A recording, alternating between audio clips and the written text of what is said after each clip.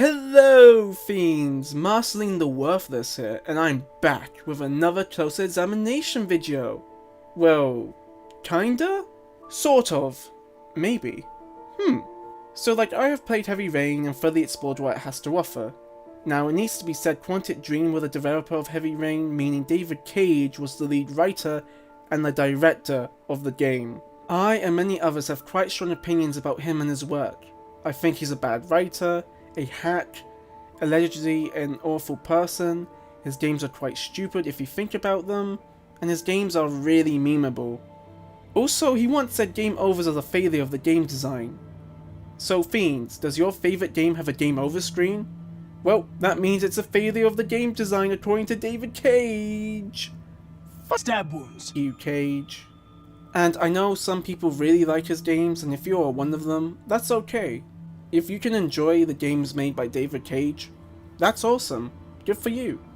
Even I can see the potential of his games. I do believe the ideas in them are interesting, but my issue is with David Cage and how he handles them. With that being said though, Heavy Rain for me was pretty bad. Plot holes, gameplay wise it's trash, the acting was alright at best and really bad at worst, the story failed to engage me, the game straight up lies to your face. The twist in the game was very underwhelming, and in the end I didn't feel satisfied. Apart from one situation, which I will talk about later. I say not a good time at all, but no matter how bad an experience can be, from a movie or playing a game, etc., I try to find some value in it. For example, Resident Evil 6 has a reputation to be one of the worst Resident Evil games. However, when I played it, yes, my time with it wasn't the best, but I did find some hidden gems within it. And there is a little detail in Heavy Rain which I really loved, and that's the animals chosen to represent the trials. It's a very small detail, but thinking about it actually made Heavy Rain, well, a little better. You see, David Cage doesn't want you to do thinking when you play his games, because they get worse and worse, but this time it actually makes one of them better? So that's a nice surprise. Oh, and spoilers for Heavy Rain. You have been warned, Fiends. So briefly, the story of Heavy Rain. Ethan Mars' son gets kidnapped by the origami killer, and in order to save his son, he needs to complete 5 trials. But if he fails, then his son will drown in rainwater. The trials themselves have big problems when you think about them. Oh, thinking? It's that one thing David Hack Cage doesn't want you to do when you play his games. To name you one, how does Scott Shelby, the origami killer, afford an abandoned warehouse and an abandoned power plant? He uses criminals to get some stuff like the apartments used for the lizard trial, but he's an ex-cop pretending to be a private investigator. No way can he afford these things. Plus there's the whole setting up the trials themselves. Even the wiki is like Scott is kind of big, how did he fit in the hole to place glass inside for the butterfly trial? Okay, I'm gonna stop.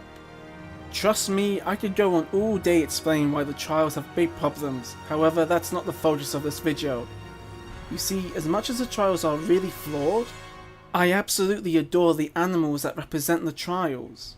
So the motto of the game is how far are you prepared to go to save someone you love? In my opinion, when Ethan has to go through the trials, he has to become more than what he is to succeed.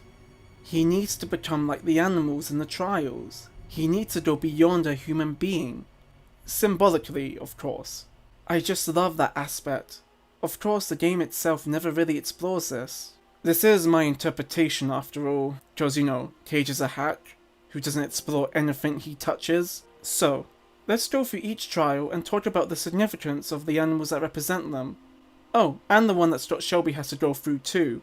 What? Plus, the wiki does mention the naming of the trials. There are similarities with it and my interpretation, but I do disagree with some of it. I shall mention the wiki when necessary. The first trial, the bear. Ethan must drive 5 miles against traffic in a motorway and reach his destination within 5 minutes to succeed. To me, the bear represents endurance and strength that Ethan needs to complete the trial.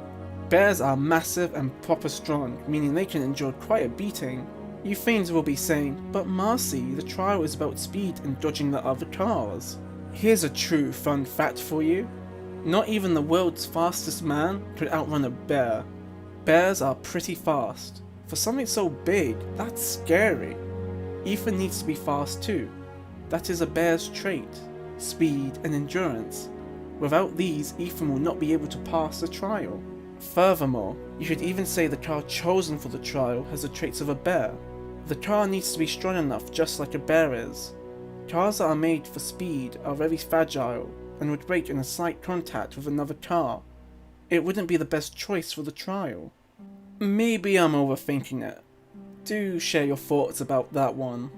Now, I do disagree with what the wiki says on the naming for this trial. The wiki talks about how bears are shy, but mother bears, when they feel their cub is threatened, they will become violent to protect them.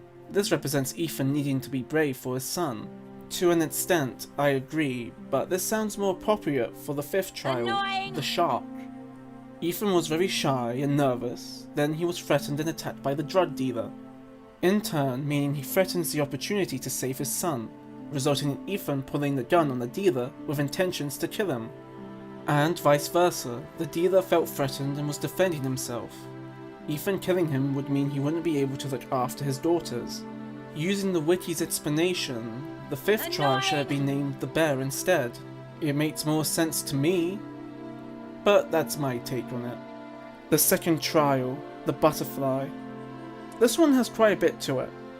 Ethan has to enter the abandoned power plant, then, once in, crawls through a tunnel that has pieces of broken glass all over it. Then after finding a way out of the tunnel, jump or not to jump through a smaller tunnel, and then make his way through the live electrical capacitors to pass the trial. If you have been paying attention, Ethan needs to be a butterfly. A butterfly could easily get past everything quite safely. Now, I'm not saying Ethan needs to grow wings and fly. Butterflies are soft, small, and slow insects. To be successful in this trial, Ethan needs to slow down and try to avoid unnecessary pain. Something I love is that it's kind of foreshadowed when Ethan cuts his finger in the fence when he's trying to get into the power plant.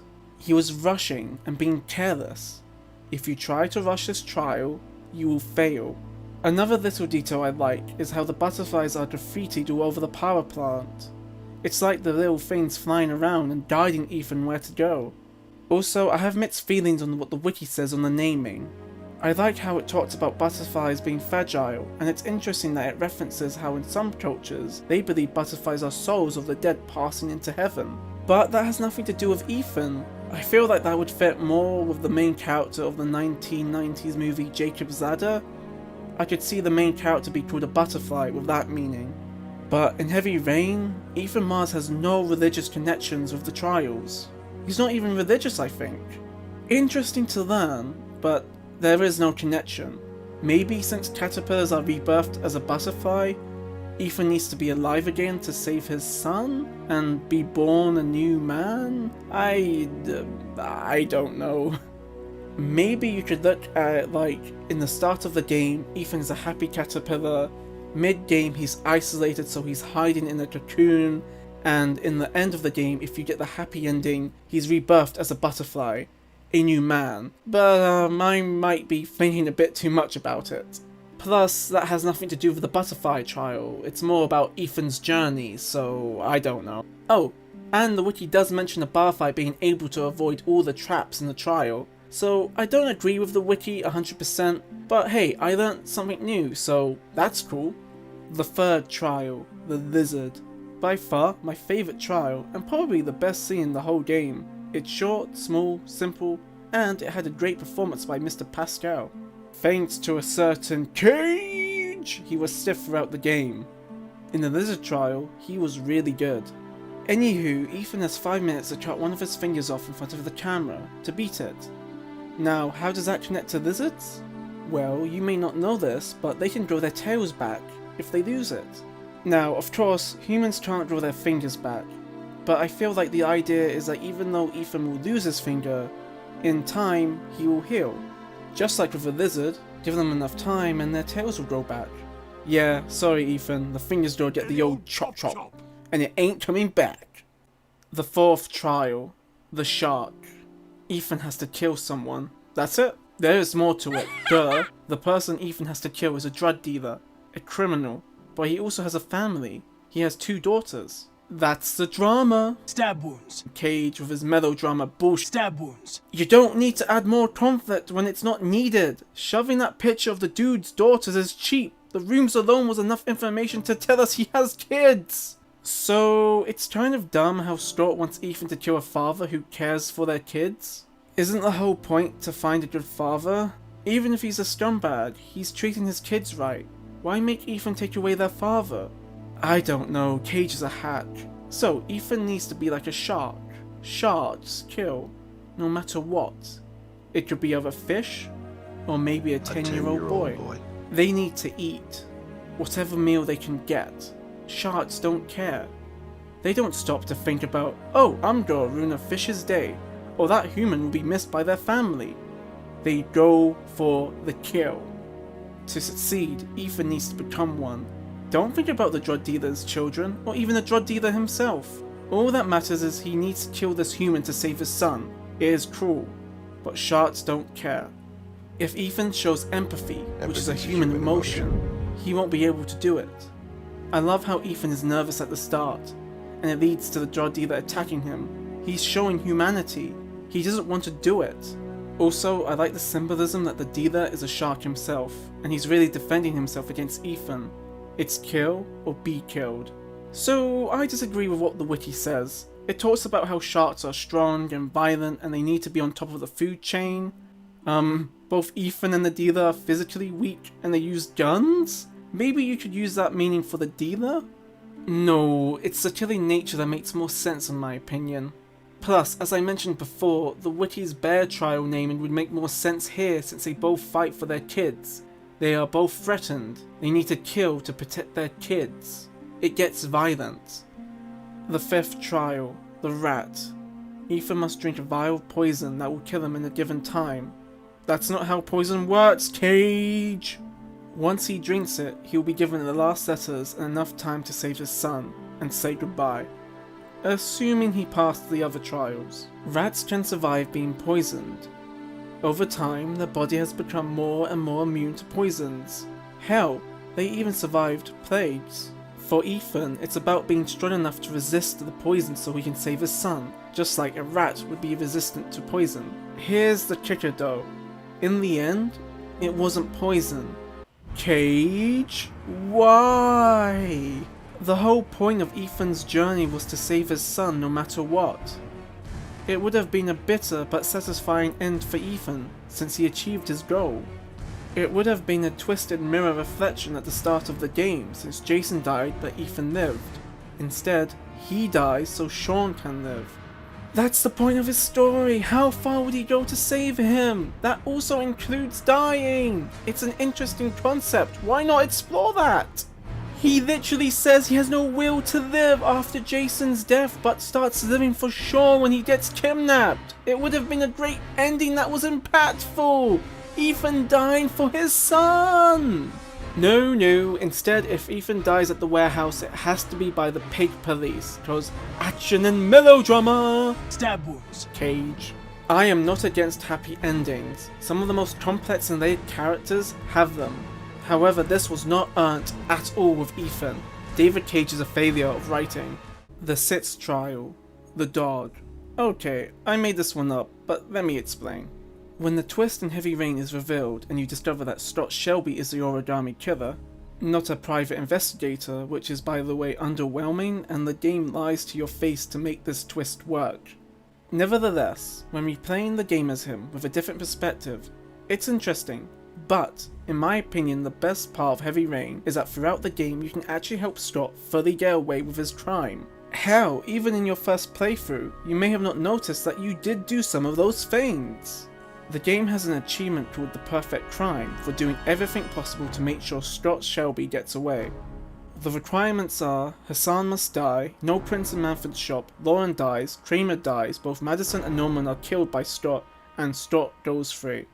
Again, you could have done some of these things without knowing it aids Stott in your first playthrough. When I discovered this route, and tried it, this was the best part of Heavy Rain for me. You can make decisions that aid Stott Shelby. This is what I mentioned in the intro about Stott's trial. This is his trial.